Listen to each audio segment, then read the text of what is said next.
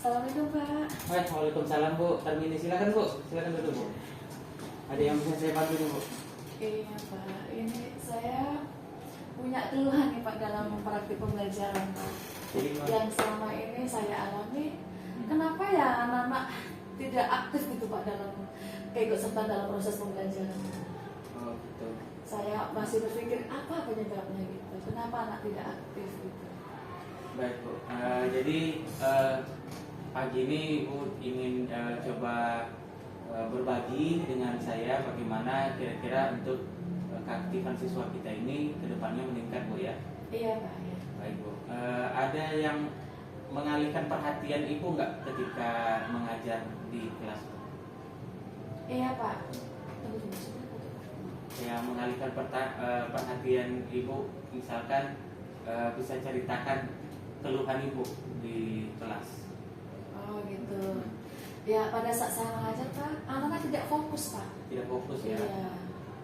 Jadi dari situasi tidak fokus tuh yang Ibu inginkan situasi idealnya seperti apa Bu? Ya, siswa tuh aktif Pak. Ya, terjadi proses pembelajaran yang saya harap itu ya aktif, anak bertanya, anak bisa menjawab atau menjelaskan apa yang sudah kita sampaikan bisa dijelaskan kembali. Oke, jadi Ibu ingin murid Ibu ini di kelas nanti menyimak penjelasan Ibu di kelas, kemudian Ibu bisa fokus untuk mengajar dan kira-kira langkah kedepannya apa nih Bu yang bisa Ibu lakukan? Iya, langkah kedepannya menurut saya Pak, saya ingin membagi kelompok di dalam kelas tersebut sesuai dengan gaya belajar masing-masing Pak. Barangkali mungkin saya terlalu monoton Pak pas mengajar Pak. Mungkin anak tipenya itu gaya belajarnya bisa aja kinestetik, tapi saya ceramah aja Pak sehingga anak bosan dengan saya Pak. Jadi saya punya rencana Pak kedepannya ini saya akan memberikan link tes untuk gaya belajar dan minatnya di mana. Saya akan bentuk kelompok sesuai dengan minat dan gaya belajar kita masing-masing. Saya juga akan memberikan seperti itu Pak, dengan harapan anak-anak nanti sesuai dengan tipe dan gaya belajar masing-masing. Baik Bu ya, jadi Ibu sudah punya planning nih, sudah punya rencana Iya, Pak. akan melakukan pembelajaran dengan menyesuaikan dengan gaya belajar anak. Iya Pak. Nah, tantangannya kira-kira apa nih Bu dalam kelas? Iya. Tantangannya dalam memberikan materinya Pak. Oh, Mungkin gitu. untuk yang tipe auditorial saya harus memberikan semacam ini Pak ya. Mungkin video yang dilihat Pak. Saya harus menyediakan materi juga berarti Pak tantangannya itu Pak. Yang untuk kinestetik ini berarti anak sudah langsung mempraktekkan gitu Pak. Dan untuk yang mungkin visual bisa saja dia sambil melihat langsung gitu Pak. Seperti apa sih bentuk laporan keuangan itu. Saya kan mengaku ini Pak akuntansi ya. Jadi outputnya Pak, saya mengharapkan anak-anak bisa membuat laporan keuangan, misalnya kayak loss and profit, misalnya kayak trial balance, kayak semacam ini arus kas itu Pak. Harapan saya seperti itu Pak.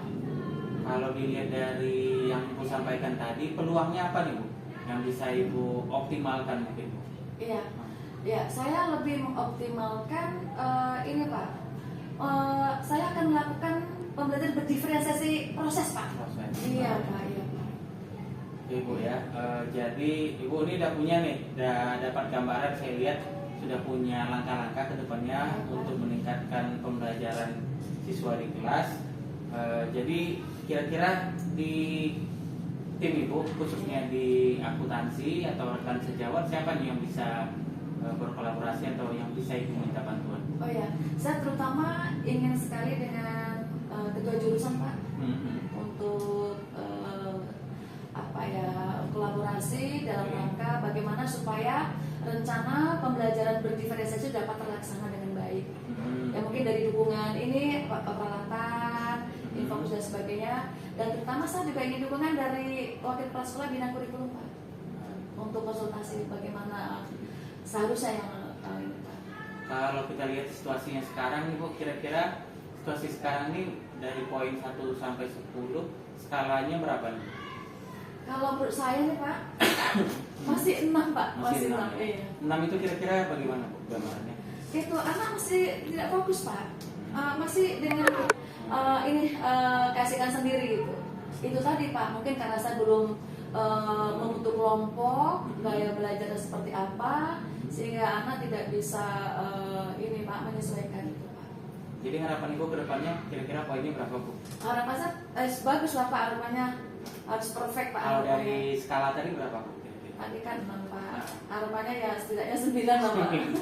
Iya, Ya, selalu ingin lebih optimal gitu Pak, supaya tercapai tujuan beneran saya Pak. Jadi Ibu saya lihat sudah punya langkah-langkah dari hal yang nanti tadi Ibu rencanakan. Implementasinya kira-kira kapan Ibu? Ya secepatnya Pak, secepatnya. Hari Selasa itu saya kan mengajar itu Pak. Oh, betul. Ya, mengajar materinya itu Pak, entry transaksi Pak. Harapan saya anak bisa langsung menerapkan itu. Oke. Jadi saya sudah dengar dari percakapan singkat kita tadi ini Bu ya. Apa yang bisa kita simpulkan nih Bu dari percakapan tadi? Iya, yang bisa kita simpulkan Pak. Pertama saya harus mengetahui Betul. gaya belajar anak, ya.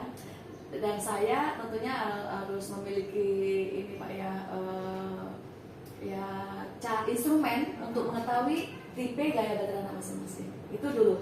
Kedua, saya harus membentuk kelompok-kelompok sesuai dengan gayanya sehingga saya bisa memberikan pembelajaran berdiferensiasi proses Pak, karena prosesnya kan berbeda-beda ya Pak ya. Nah itu rencana saya Pak. Nah kemudian tentu saja hasil akhirnya saya ingin anak tuh aktif gitu Pak, aktif gitu, dan tercapailah tujuan pembelajaran yang sudah saya rencanakan. Harapannya seperti itu Pak. Bu, dari percakapan kita tadi nih Bu ya, bagaimana nih perasaan Ibu sebelum tadi jumpa saya dan setelah ini? Ya saya makin ini Pak terbuka Pak, makin terbuka dan makin bersemangat.